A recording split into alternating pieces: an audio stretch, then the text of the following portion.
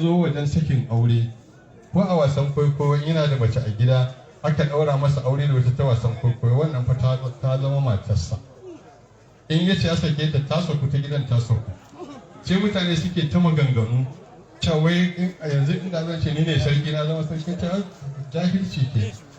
Kalmar ta annabi ce alaihi salam malamin ya faɗa.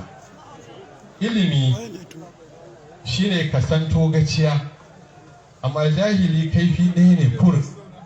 Idan aka ce kaza sai ɗauka ba togaciya. Innamal a'malu binniyati. A komai amma annabi alisa togace abu uku. Salasun jidduhun da jiddun wa hazaluhun da jiddun. Abu uku in kai da gaske ne, in kai da wasa ma gaske ne. Saboda haka da mutane suna da hankali da tsari, da ya faɗi wannan ba za su dinga ƙalubalanta suna kawo abubuwa ba, sai su yi ƙoƙari su bincike ko a mazauninsa na malami wanda duniya ta yarda malami ne, ba zai faɗi son zuciya a cikin mutane ba. Saboda haka abinda malamin ya faɗa gaskiya ya faɗa, gaskiya ya faɗa, daidai ne. Haka annabi sai faɗa, ba magana kowa ba ce ta annabi ce alaihi salam.